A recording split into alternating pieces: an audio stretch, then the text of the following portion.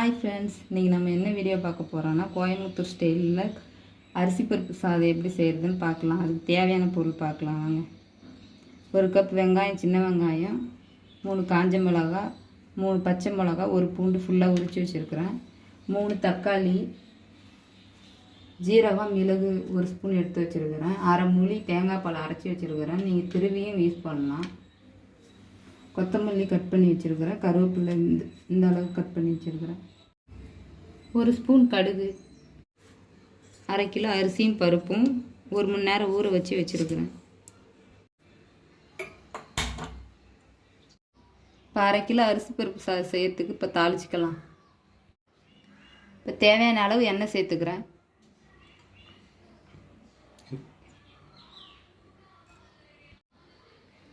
இப்போ எண்ணெய் நல்லா சூடாயிடுச்சு, கடுகு சேர்த்துக்கலாம்.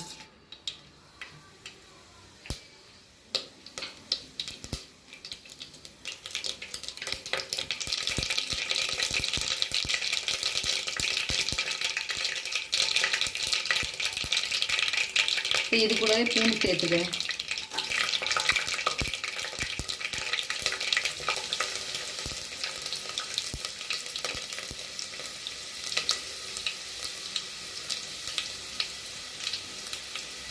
இது கூடவே காஞ்சி மிளகாவை உடச்சி போட்டுங்க. பச்சை மிளகாயும் உடச்சி போட்டுங்க.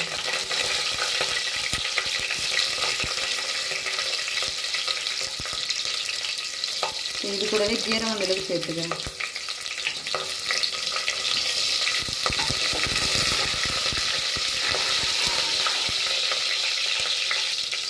வெங்காயம் சேர்த்துக்கிறேன்.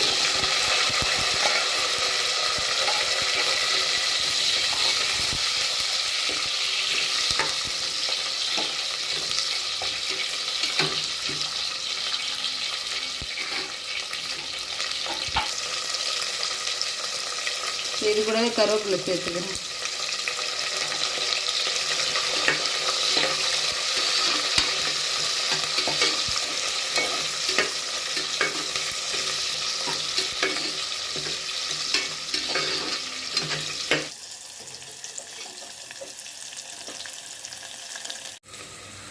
கால் ஸ்பூன் மஞ்சள்தூள் சேர்த்துக்கிறேன்.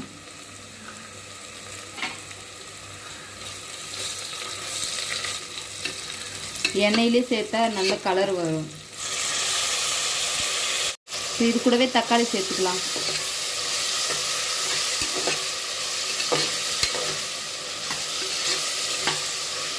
தக்காளி கொஞ்சம் பெரிய சைஸ்லேயே கட் பண்ணி எடுத்துங்க.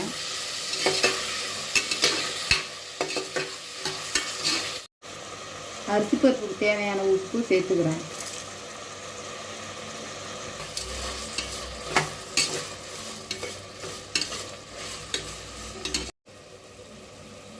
ரெடிமேடாக கடையிலே வாங்கின சாம்பார் தூள் 2 ஸ்பூன் சேர்த்துக்கிறேன்.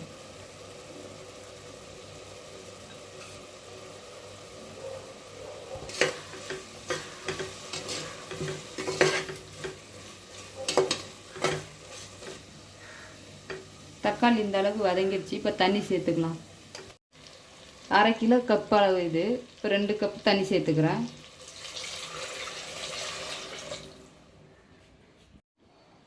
இப்போ தேங்காய் பால் அளவு தண்ணியோடு சேர்த்துக்கிறேன்.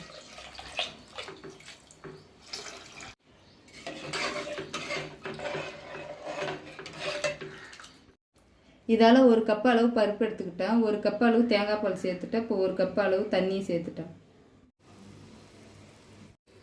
இப்போ நல்லா தண்ணி கொதிச்சு வந்துடுச்சு. ஊற வச்சு அரிசி பருப்பு அது கூடவே சேர்த்துக்கலாம்.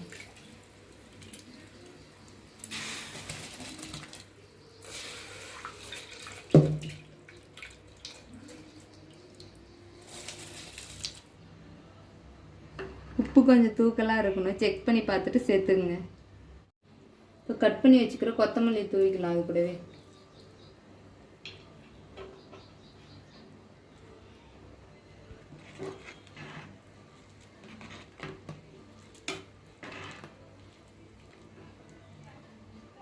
இப்போ தண்ணி நல்லா கொதிச்சிச்சு, 3 விசில் போட்டு எடுத்துக்கலாம்.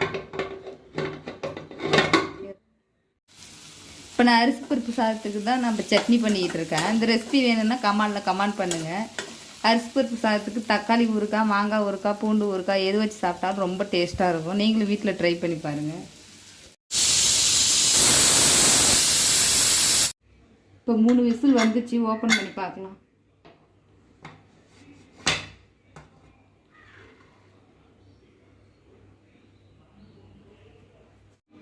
இப்போ இது கூடவே 3 ஸ்பூன் நெய் சேர்த்துக்கிறேன். நெய் இல்லைன்னா தேங்காய் கூட சேர்த்துக்கலாம் உங்களுக்கு விருப்பமாக இருந்துச்சுன்னா.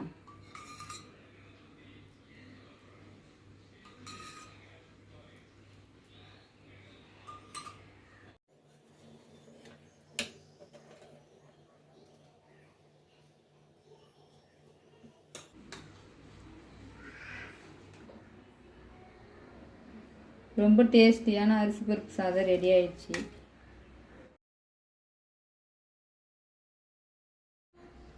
நான் இது கூடவே சட்னி சேர்த்துக்கிறேன். நானே ரெடி பண்ண சட்னி.